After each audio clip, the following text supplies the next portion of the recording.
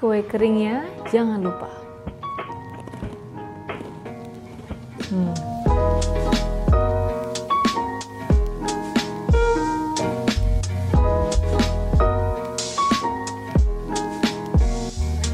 Hai guys, welcome back to my channel Vitaho. Hari ini gue akan bikin salah satu varian kue kering lagi karena banyak yang nanya.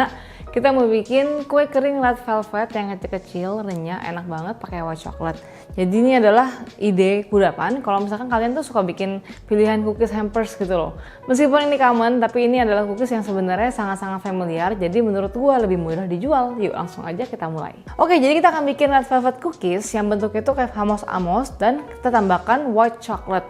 By the way, white chocolate-nya di sini gue pakai white chocolate couverture ya, yang carrots ini. Karena white chocolate yang coklat chip biasa lagi habis, gue nggak punya, jadi kita akan ganti ini. Tapi kalau misalkan untuk budget friendly, boleh banget pakai white chocolate chip biasa. So basically red velvet adalah vanilla cake dengan touch of cocoa powder.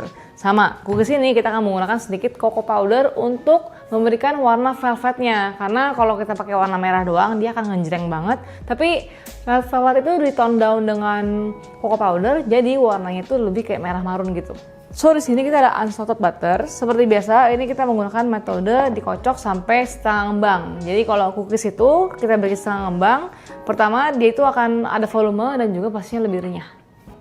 Unsalted butter, kita pakai custard sugar. Seperti biasa, kalau gue bikin kue, gue tuh paling sering pakai custard sugar.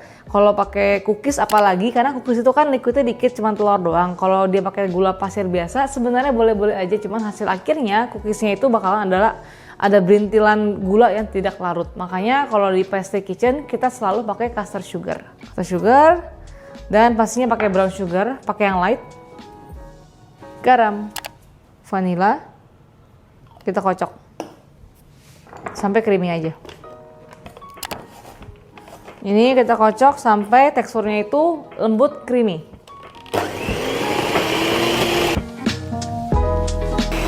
Oke.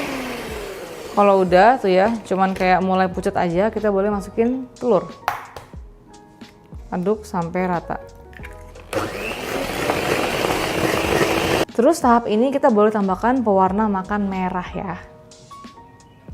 Aduk sampai rata. Ini kalau masalah gonjreng red velvetnya terserah kalian.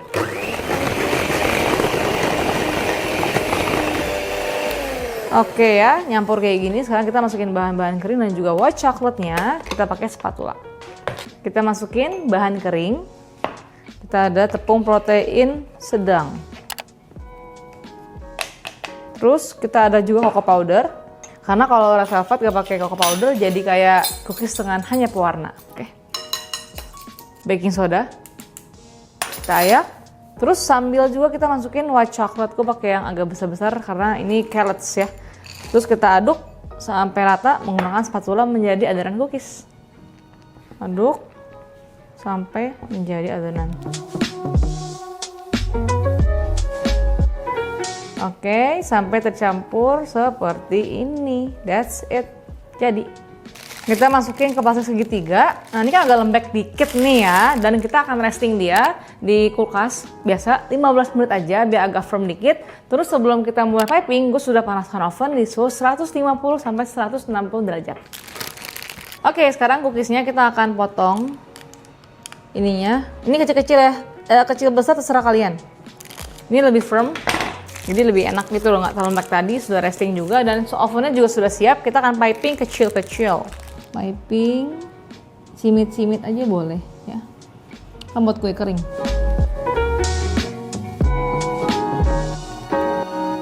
Terus panggang di oven sudah dipanaskan. Ini karena kecil, suhunya memang rendah karena gue pengen bikinnya garing kan. Kira-kira 15 sampai 18 menit.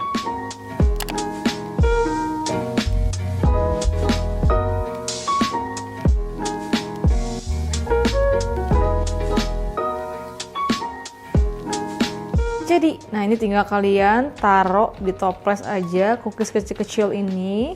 Ini kalau jenis cookies kayak gini tuh awet berbulan-bulan. Yang penting kalian simpan di toples kedap udara.